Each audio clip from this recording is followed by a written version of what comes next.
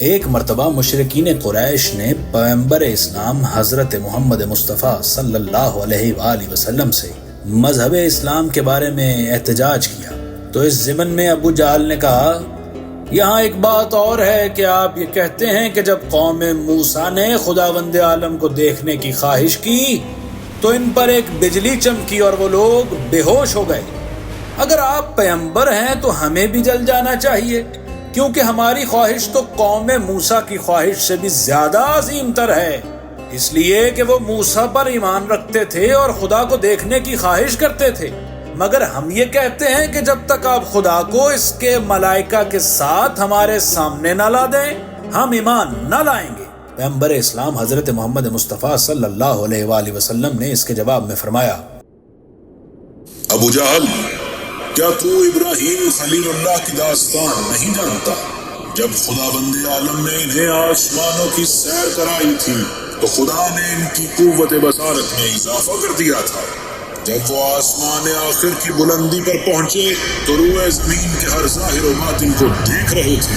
اسی دوران انہوں نے ایک مرد اور ایک عورت کو ایک فعل ناشائستہ انجام دیتے ہوئے دیکھا تو ان کے لیے بد دعا کی اور وہ اسی وقت مر گئے۔ دوسری مرتبہ پھر یہی منظر دیکھا، ان کے لیے بھی بد دعا کی اور وہ بھی وہی ہلاک ہو گئے۔ تیسری مرتبہ پھر کسی مرد اور عورت کو اسی حالت میں دیکھا تو ان کے لیے بد دعا کی اور وہ بھی مر گئے۔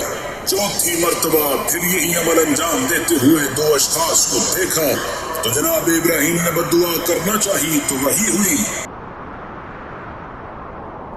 ابراہیم، میرے بندوں کے لیے بد دعا نہ کرو، میں بخشنے والا مہربان، جبار اور حلیم ہوں۔ اگر میں اپنے بندوں کو گناہ کرتا دیکھتا ہوں تو کبھی ان پر تمہاری طرح غصہ نہیں کرتا۔ بس اب میرے بندوں کے لیے بد دعا نہ کرو، تم کو تو میں نے اپنے بندوں کو ڈرانے کے لیے مبعوث کیا ہے۔ نہ تم میرے ملک میں شریک ہو اور نہ ہی مجھ پر حکومت کرتے ہو۔ میرے نزدیک میرے بندوں کی 3 قسمیں ہیں۔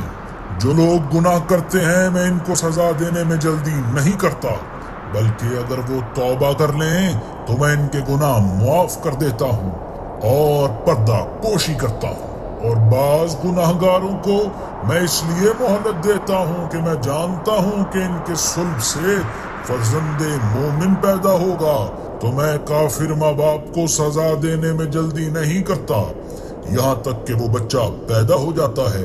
پھر جب مقصد حاصل ہو جاتا ہے تو انہیں سزا مل جاتی ہے اور وہ بلاؤں میں مبتلا ہو جاتے ہیں۔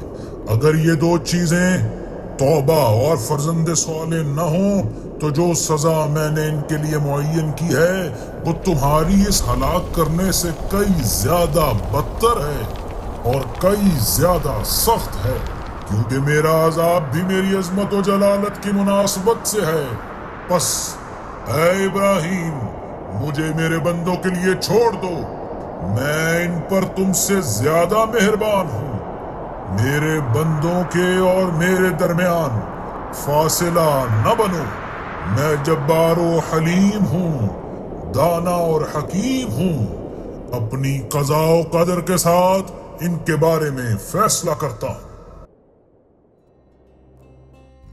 اس کے بعد پیغمبر اسلام حضرت محمد مصطفیٰ صلی اللہ علیہ وآلہ وسلم نے ابو جہل سے فرمایا، خدا نے تجھے بھی مہلت دی ہے تاکہ تیرے صلب سے فرزند صالح پیدا ہو اور مسلمانوں کے بعض امور کا عہدیدار ہوگا۔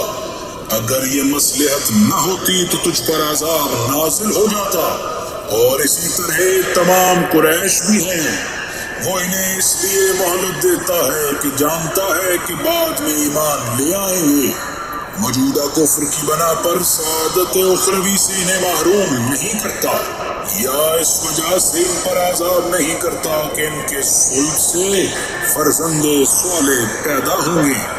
اسی لیے باپ کے عذاب میں تاخیر کرتا ہے تاکہ بیٹا اپنی سعادت حاصل کر سکے، اور اگر ایسا نہ ہو تو تم سب پر عذاب نازل ہو جائے۔ سامعین گرامی قدر، معلوم ہوتا ہے کہ اللہ توبہ کرنے والوں کو بڑا محبوب رکھتا ہے اور وہ گناہ گاروں کو اسی لیے مہلت دیتا ہے کہ وہ توبہ کریں اور اس کی بارگاہ میں واپس لوٹ آئیں۔ میری دعا ہے کہ اللہ ہمیں اپنی دی ہوئی مہلت کا فائدہ اٹھانے کی توفیق عطا فرمائے اور ہمیں یہ توفیق دے کہ ہم اس کی بارگاہ میں توبہ انجام دے سکیں۔